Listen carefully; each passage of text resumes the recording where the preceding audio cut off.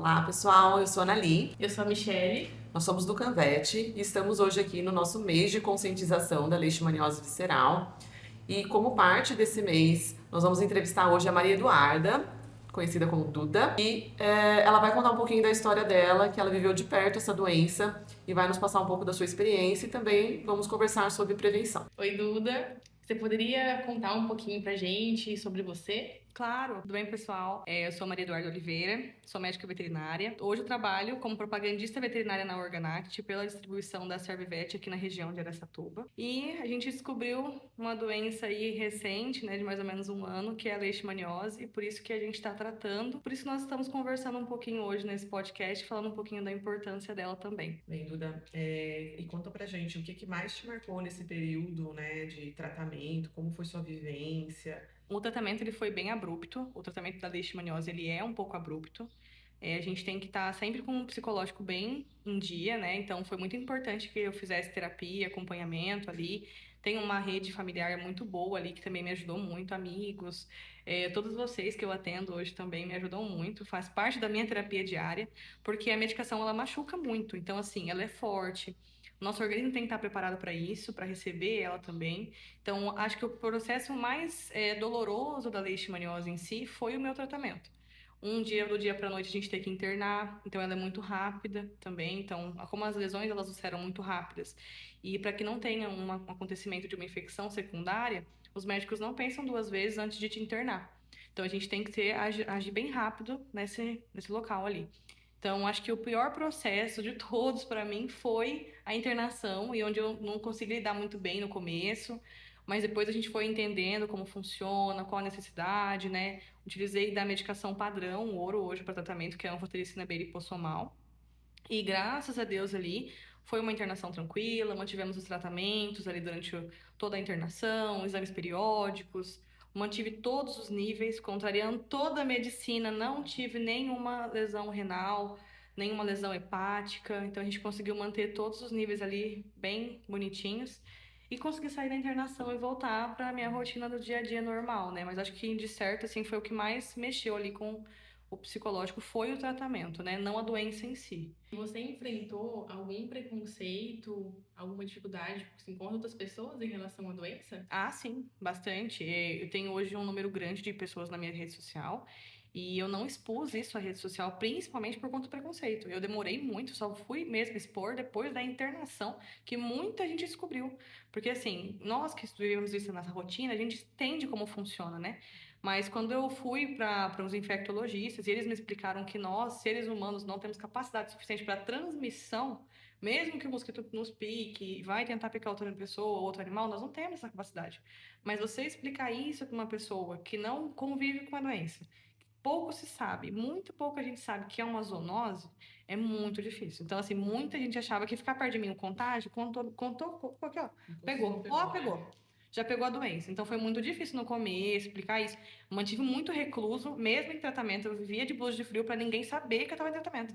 Porque, assim como o HIV e outras doenças que são muito raras, as pessoas têm muito preconceito ainda.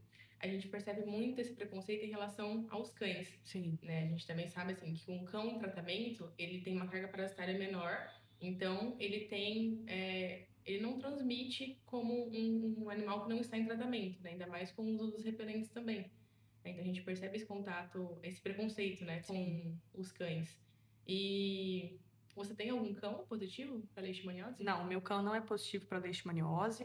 Quando eu descobri a doença, eu fui orientado pela equipe de infectologistas que me tratavam para a gente já testar se eu tivesse qualquer animal em casa, seja cão ou seja gato. Eles consideram os dois. E aí eu testei, a gente utilizou o padrão ouro de punção de medula óssea, só que a gente testou, mandou para o Texa para vir o resultado, porque eles também não aceitam se não for um laboratório conceituado. E a gente fez para padrão ouro, mas a gente também fez outros exames. Fizemos testes rápidos, exames de sangue. Eles criaram todo o material para que eles pudessem descartar que não veio do meu animal. Então, eles priorizam muito isso, até porque eles não pensam como nós veterinários, né? Não tratamento. O primeiro pensamento deles é a eutanásia. Então, se por acaso eu tivesse um cão positivo para leishmania, eu não teria nem que questionar. Eu teria que eutanasiar mesmo, infelizmente. Eles não questionam esse tratamento.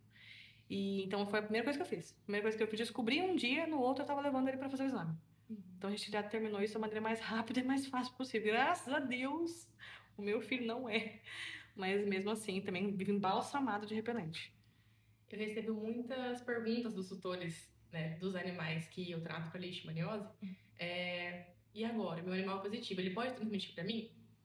Mas o que eu sempre digo é assim, a chance de transmissão é pequena, desde que o animal esteja com tratamento adequado e fazendo o uso dos repelentes. Sim. Porém, se alguém da casa pega leishmaniose, não tem como a gente afirmar que é daquele animal. Sim. Pode ser do animal do vizinho, do quarteirão do lado, pode ser que ele estava fazendo um passeio no parque e um mosquito picou. Né? Então, não necessariamente é o animal de casa que transmite também. Isso acontece bastante, né? E foi um questionamento dos meus infectologistas, né? Hoje nós somos endêmicos para leishmaniose visceral. A que eu contraí foi a tegumentar, então foi um questionamento muito grande, porque aqui em Araçatuba nós não somos endêmicos para tegumentar. Então isso gerou muito questionamento, foi um dos motivos pelo qual a gente investigou tanto o meu cão. E tem sim, a gente não pode afirmar, porque a gente vive numa região endêmica para tudo, né, na vida. Só que a gente tem que tomar muito cuidado. Então, eu falo muito isso, hoje eu não clinico, mas quando eu tenho a oportunidade de falar isso para parente ali que tem um cãozinho com leite, eu sempre falo que eu acho que a gente tem que ter o mesmo cuidado que a gente teria se fosse uma dengue. Então, assim, se o seu cãozinho, ele tem a leite, cuida, trata, passa repelente nele, passa em você também, porque você não pode esperar que apareça um caso para daí você gerar tudo isso, entendeu? Porque gera tanto desconforto. Então, em vez de gerar o desconforto, não é tão mais fácil você só passar um repelente, botar uma coleirinha em dia, é de graça, Trabalhar sabe? na prevenção, né? Só prevenir é tão mais fácil, Tanto os né? animais que têm, para que eles não Para que eles não transmitam, e né? os que não têm, para que eles não Não adquiram peguem, a doença, né? Não peguem a doença, né? Sim. Conta pra gente como que tá agora a sua saúde, depois que você passou por todo esse processo, né, de tratamento, você já se sente totalmente recuperada? São muitos medicamentos ainda que você tá fazendo uso? Eu ainda faço uso de medicações em casa, né? Suplementações, tudo com orientação médica. Como eu tenho uma equipe de médicos, de mais de 16 médicos que me acompanham hoje, então cada um sugeriu um tratamento. Então a gente vai testando, assim como qualquer doença difícil, né, de se tratar e rara, a gente tem que testar. Então a gente vai testando hoje, as medicações elas são necessárias, suplementações são necessárias. Então a gente utiliza muito elas ainda, e faço ainda acompanhamentos cada 28 dias, 30 dias para ir acompanhando o estágio da doença, como eu tô, se eu reagi bem. Ainda não posso fazer atividade física, né? Por alguns riscos, mas do restante aí a gente tá levando muito bem, graças a Deus. E se você pudesse deixar uma mensagem para as pessoas sobre leishmaniose, o que você poderia falar? Bom, acho que de tudo que eu passei hoje, se eu puder deixar uma mensagem assim que marque a vida de alguém, é uso repelente. Eu nunca imaginei passar por isso. Isso mudou totalmente a minha vida, de cabeça para baixo. Lógico que acho que a gente vive um propósito na vida e tudo já tá escrito, eu imagino. Mas mudou tudo a minha vida. Então, acho que um simples repelente, gente, não custa na vida de ninguém hoje. Então, isso é muito mais fácil você proteger, porque eu, Maria Eduarda, tenho 25 anos, sobrevivi bem, tratei bem, mas sofri muitas consequências com a doença. Uma criança, um idoso, ou até um adulto com comorbidades, talvez não passaria pela mesma fase que eu passei. Então, eu falo assim, a gente não sabe, acho que a gente não pode esperar acontecer as coisas. Então, hoje a melhor palavra que eu posso dizer pra vocês é usem repelente. Acho que eu vou tatuar isso daqui quando eu sair daqui. Porque acho que é uma coisa que marca muita gente e marca as pessoas à nossa volta. A gente não sofre sozinho nessa, né? Sim. Então, acho que a pior coisa, assim, da vida que a gente pode enfrentar hoje é uma doença. E a gente só se depara com ela e começa a enfrentá-la